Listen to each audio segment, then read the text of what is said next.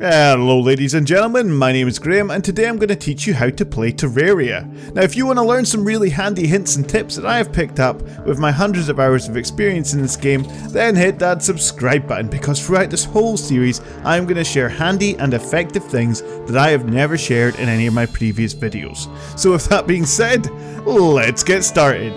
In today's video we are going to cover the very basics of Terraria. We are going to start by creating a brand new character, creating a brand new world, going through the controls, the menu system, creating our first house and the different ways of doing that, and how to get an NPC, which stands for non-player character, to move into that house. And let's not forget some of those pro tips I'll share along the way.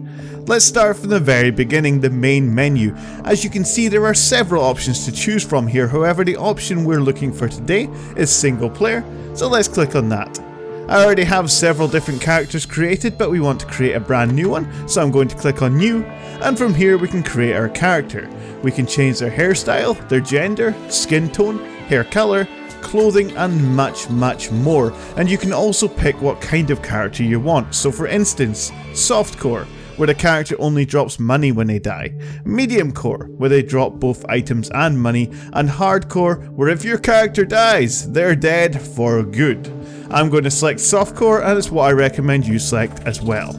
Once you're happy your character looks absolutely fabulous, hit that create button, name your character, and congratulations guys, because you have now created your very first character. Now it's time to create your world. Hit that play button on your character and this will take you to the world selection screen. Now hit new, and from here you can select whether you want a small world, a medium world, or a large world. We're going to select small, and for difficulty we're going to select normal, as this is a tutorial series for new players. Now the screen you see before you is a brand new feature on the PC version of Terraria. It is currently not on any other version of the game, at least at the point that I'm making this video, and it allows you to select which kind of evil you want in your world, Crimson or Corruption. Both are different, both have their own unique mobs, their own unique items, and their own unique boss. Personally right now I don't care which one we get, as I'm going to cover both anyway, so I'm going to select random, and now we can name our world and then hit submit. Okie dokie guys, so here we are in a newly generated Terraria world, and I must say, for a 2D game, it looks absolutely stunning. A massive hats off to the developers for creating such a beautiful and compelling game. And if you want to know who the developers are and follow them on Twitter, if Twitter's your thing, then the links will be in the description below for anyone who wants them. Also, my details are down there as well, so feel free to follow me. For now, let's go over a few of the basic controls. Now bear in mind that I'm playing on PC, so these controls may differ from you depending on what you're playing on. To move your character around we use the W, A, S and D keys, and to jump it's the spacebar. The cursor you see on the screen right there is controlled with the mouse, and it allows us to aim weapons such as guns and bows, which we fire by pressing the left mouse button. This is also how you swing your sword and use a tool such as a pickaxe or an axe. The right mouse button is your secondary action button and is used to open things like doors and chests and interact with switches. In the top left hand corner of your screen we have our toolbar, and within that toolbar we have 3 basic tools which every new character gets. These are the copper short sword, the copper axe and the copper pickaxe. You can equip any of these by either clicking on them like so, or pressing the number associated with the toolbar slot, or simply using your mouse scroll wheel.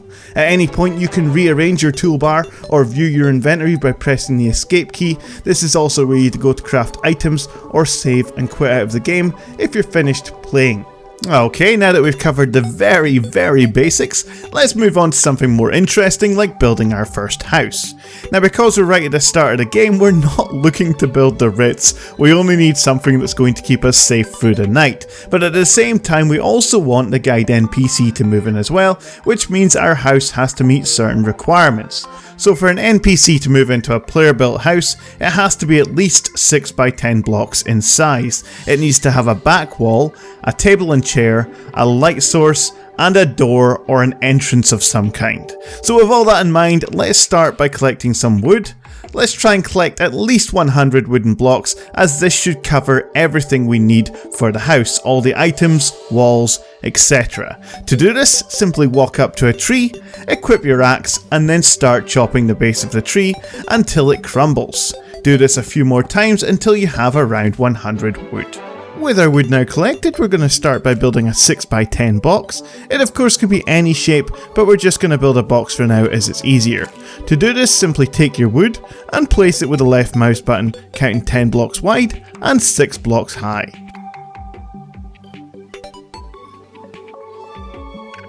The next thing the house needs is a back wall, and to make a back wall we're going to need a workbench. So to build a workbench, press the escape key, go down to your crafting menu and then click on workbench. As you can see, it requires 10 wood, which we have, so click on it again to craft it. Now place it in your house. Press the escape key again, and as you can see we now have more crafting options. This is because we're stood next to the workbench. Scroll through the list until you find wooden back wall, and we're going to craft around 40. We can do this easily by holding down the right mouse button. Now simply place the back wall, like so.